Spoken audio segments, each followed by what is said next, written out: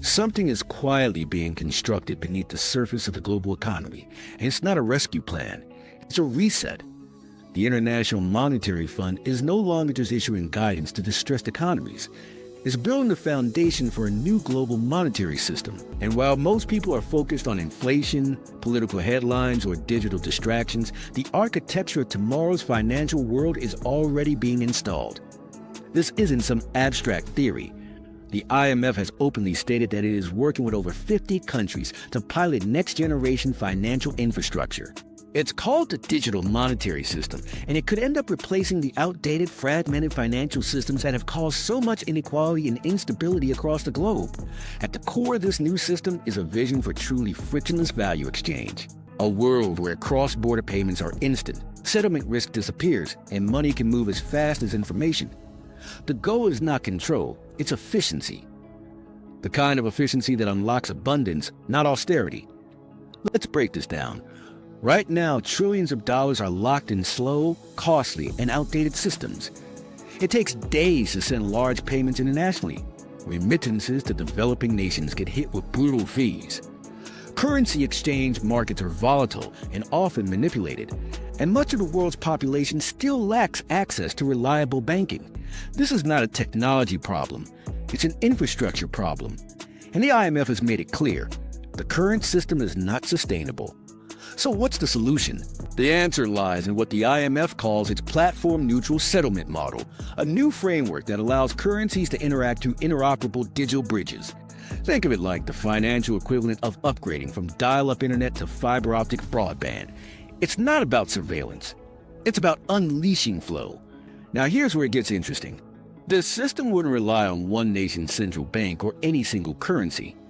Instead, it would leverage tokenized representations of value, not necessarily cryptocurrencies, but digital assets that can move securely, transparently, and instantly across jurisdictions. And the best part?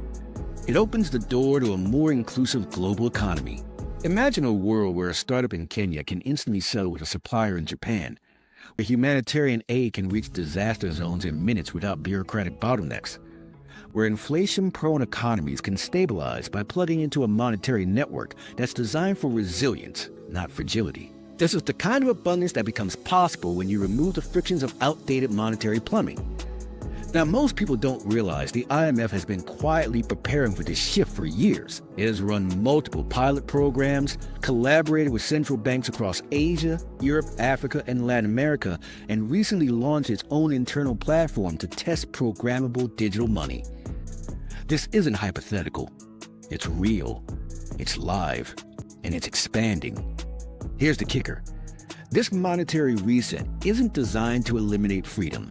It's designed to unlock sovereign interoperability. It means countries can keep their own currencies, but those currencies can finally interact on a level playing field. No more dominance from a single issuer. No more manipulation via closed Swiss systems.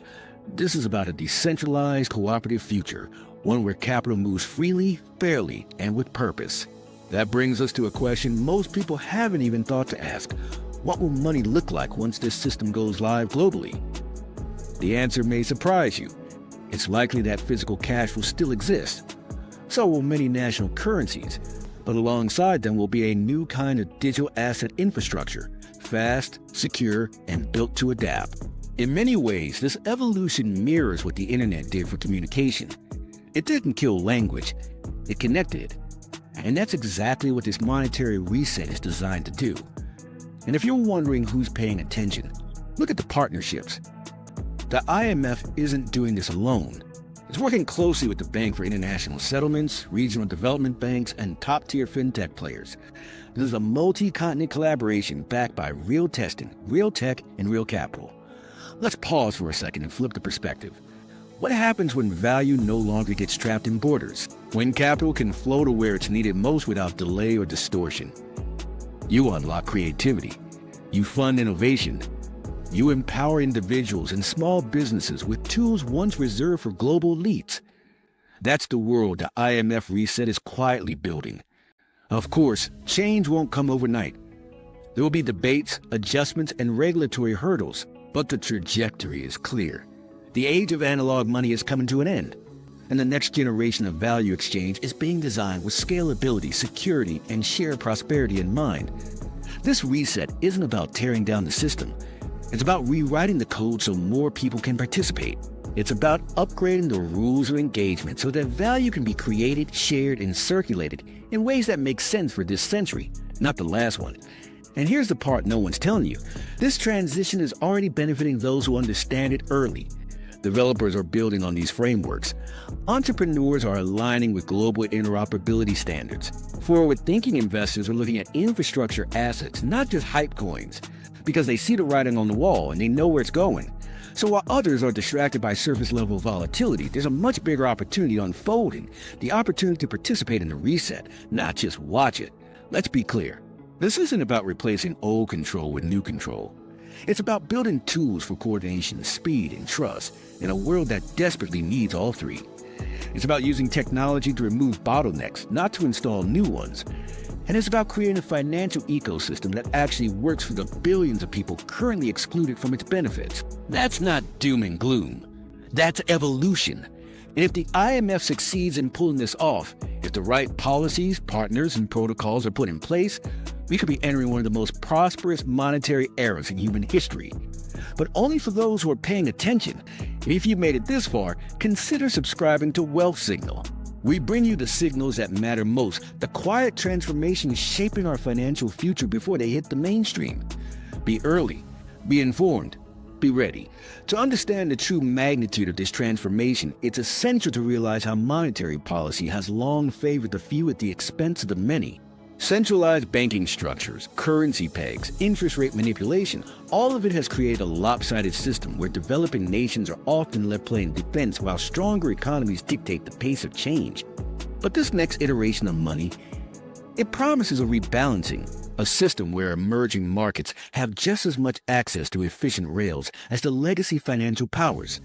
That means an entrepreneur in Lagos could access global capital just as easily as someone in London. A farmer in Peru could tokenize crop yields as collateral and access liquidity without predatory intermediaries. Even humanitarian efforts stand to benefit. Imagine aid that isn't siphoned off through corrupt bureaucracy but delivered in programmable tokens that can only be used for food, housing, or medical care. You eliminate fraud. You accelerate impact. You create dignity through access. And for the skeptics who say this is just another control mechanism, consider the architecture. The IMF's model relies heavily on interoperability and platform neutrality. That means it's not pushing one agenda or currency, it's inviting collaboration across borders, standards, and sovereign frameworks. It's not about surveillance, it's about transparency with consent. Critically, it's not tied to one blockchain or one tech vendor. It's a constellation of nodes, bridges, and protocols working together, the same way the internet grew from isolated intranets into a unified global web. And here's where it comes full circle. This reset gives us the chance to redesign the very principles of monetary energy, to move from scarcity-based thinking to systems that reward creativity, contribution, and flow. To use money not just as a store of value, but as a vehicle for meaningful, measurable progress. That's what this moment is really about. The opportunity to step into a new financial era not as spectators, but as architects. If you've made it this far, it means you're one of the few actively preparing for the world that's coming. Subscribe to Wealth Signal now and join the thousands of forward thinkers decoding the future of money, one signal at a time.